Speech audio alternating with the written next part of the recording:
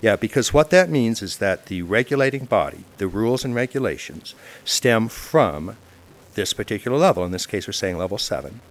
And that means that the behavior of citizens must conform to that level 7 standard.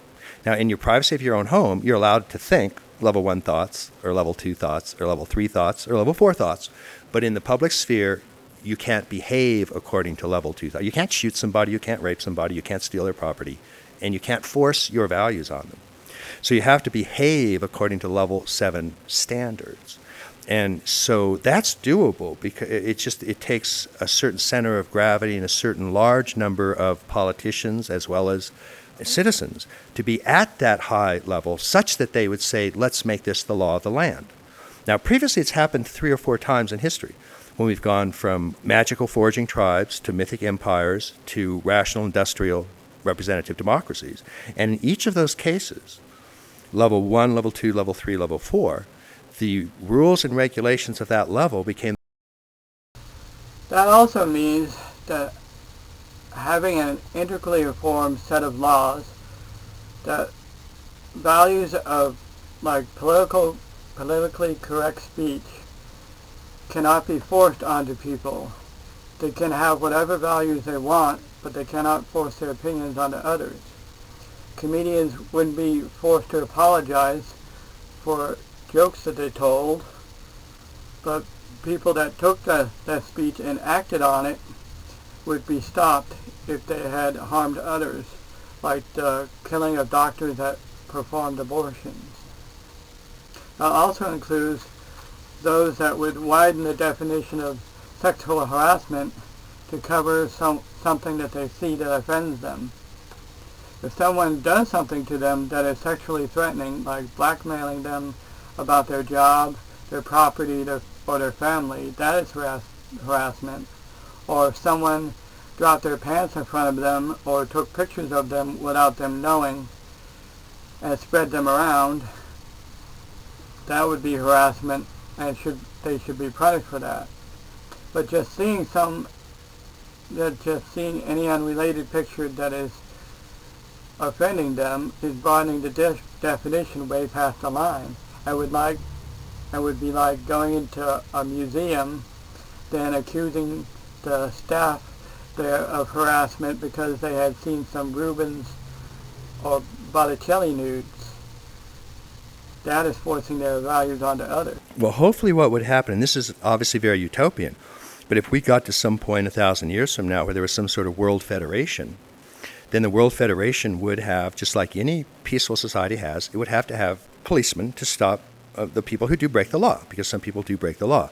So in this case, though, lawbreakers would be Palestine, Israel, the United States, Iraq, whoever it is that is not playing nice.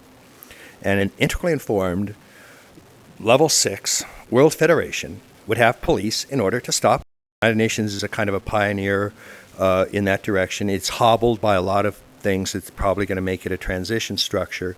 We've got this sort of crazy Security Council from World War II, so China and France and so on are sitting on this thing, and everybody agrees it's sort of it was appropriate enough for its time, but it's really out of place right now. In a world federation 1,000 years from now, my idealized version is not that there's war, that you're allowed to go have war, but you're still armed. Like I say, you still have to have policemen to keep the peace for those people who break the law. What an integrally informed approach would be, and this is very utopian right now, but would understand that there's always going to be people and cultures that can be at any level of development, level 1 or 2 or 3 or 4 or 5 or 6, and that's appropriate, and they're allowed to be at whatever level that they want to be at.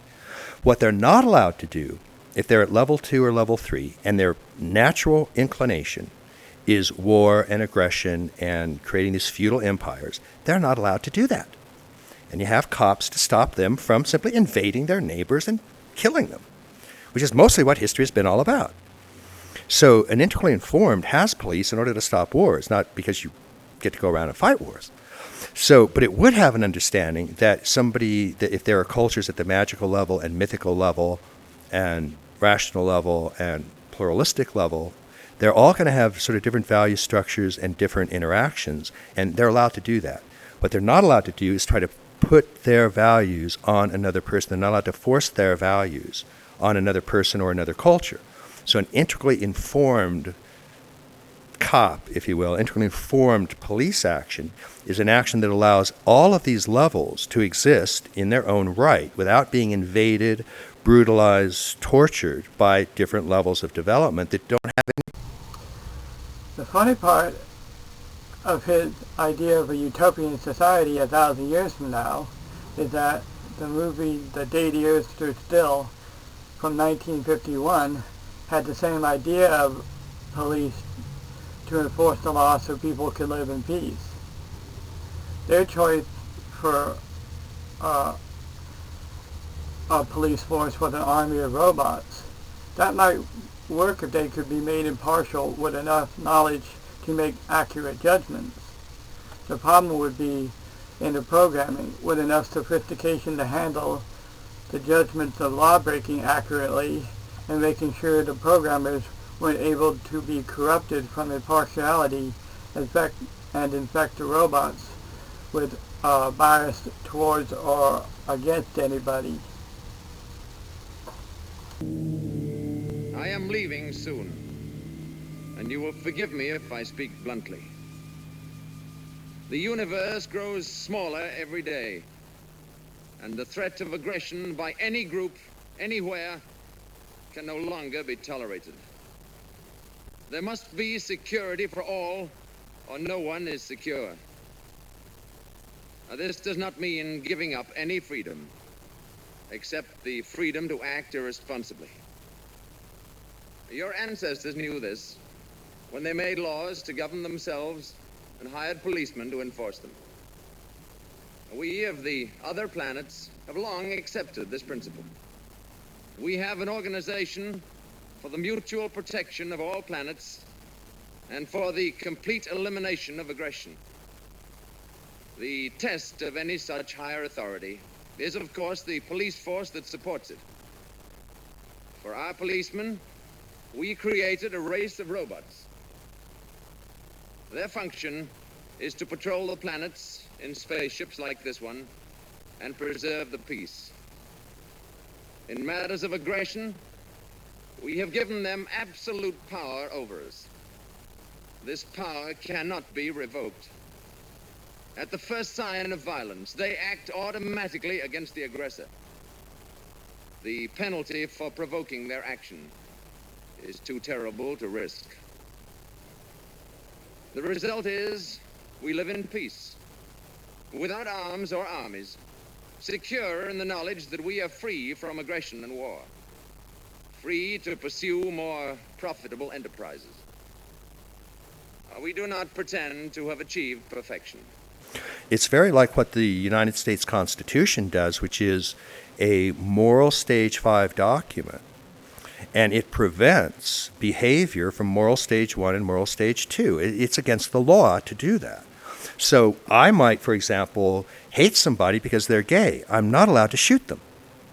Whereas in other cultures, you are. I mean, the stage 2 culture, that's fine. That's not a problem with that. So we had a relatively high moral stage 5 document that basically said you're not allowed to have these behaviors from these lower moral stages. If you do, we're going to lock you up. So my version of integrally informed would be just like that, only from a higher level. In other words, it would stop the United States from infringing on other countries, just as the United States stops or tries to stop its citizens from shooting each other. So it would stop war on both sides. And if it was done right, it would be the least amount of aggression conceivable given human beings, and particularly given the first 3 levels of development.